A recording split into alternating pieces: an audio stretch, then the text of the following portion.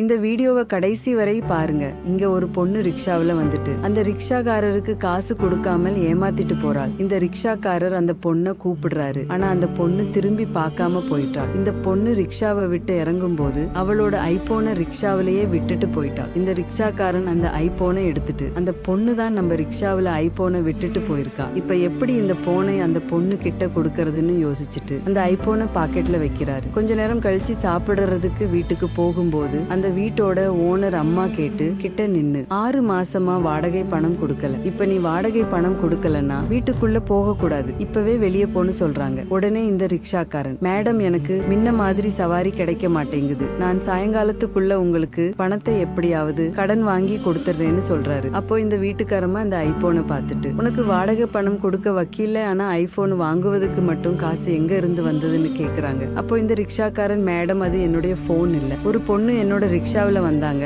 அவங்க தான் பப்போனை மறந்து வச்சுட்டு போயிட்டாங்கன்னு சொல்றாரு. அந்த நேரத்துல இந்த ஐபோனை தொலைச்ச பொண்ணு ரோட்ல தன்னுடைய போனை தேடிட்டு வந்துட்டு இருக்காங்க. இந்த ஓனர் பொண்ணு அந்த ரிக்ஷாக்காரன் கிட்ட இருந்து ஐபோனை புடுங்கிட்டு, இந்த போனை நான் வச்சுக்கிறேன், இனிமே நீ ஒரு வருஷத்துக்கு வாடகை பணம் கொடுக்க வேண்டாம்னு சொல்றாங்க. அப்போ இந்த பெரியவர் அந்த போனை புடுங்கிக்கிட்டு, எதுக்காக அடுத்தவங்க பொருளுக்கு ஆசைப்படுறீங்க, இந்த போனை அந்த பொண்ணு கிட்ட தான் நான் கொடுப்பேன், உங்க வாடகை பணத்தை நான் சாயங்காலத்துக்குள்ள கொடுத்துறேன்னு சொல்லிட்டு சாப்பிட்டாம கூட அங்க இருந்து போறாரு. இதை எல்லாத்தையும் இந்த ஐபோனை தொலைச்சிட்டு போன பொண்ணு பாத்துக்கிட்டு இருக்காள். அந்த ரிக்ஷாக்காரன் போனதுக்கு அப்புறம் இந்த பொண்ணு அந்த லேடி கிட்ட போய் என்ன பிரச்சனைன்னு கேக்குறா. அப்போ இந்த ஓனர் லேடி இந்த பொண்ணு கிட்ட, இவன் என்னோட வீட்டுல தான் தங்கி இருக்கான், 6 மாசமா வாடகை கொடுக்கல, அவனுக்கு நிறைய கடன் இருக்கு, காலையில இவனோட ரிக்ஷாவில யாரோ ஒரு பொண்ணு ஐபோனை விட்டுட்டு போயிருக்கா, இவ்வளவு கஷ்டத்திலையும் அந்த ஐபோனை நான் அந்த பொண்ணு கிட்ட தான் கொடுப்பேன்னு ஒத்த கால்ல நிக்கிறான், இவனை மாதிரி ஒரு ஏமாளிய நான் இப்ப வர பார்த்ததே இல்லைன்னு சொல்றாங்க. உடனே இந்த ஐபோனை தொலைச்ச லேடி அங்க இருந்து ஓடி போய் அந்த ரிக்ஷாக்காரரை கூப்பிடுறா. அவரு இந்த பொண்ணை பார்த்த உடனே, மேடம் நீங்களா, நீங்க காலையில உங்களோட போனை என்னோட வண்டியில விட்டு போயிட்டீங்க, அதை கொடுக்க தான் நான் அலைஞ்சுகிட்டு இருக்கேன்னு சொல்றாரு. அப்போ இந்த பொண்ணு, என்ன மன்னிச்சிடுங்க பெரியவரே, உங்க ரிக்ஷாவில வந்ததுக்கு பணம் கொடுக்காமல் உங்களை ஏமாத்திட்டு போனேன், ஆனா நீங்க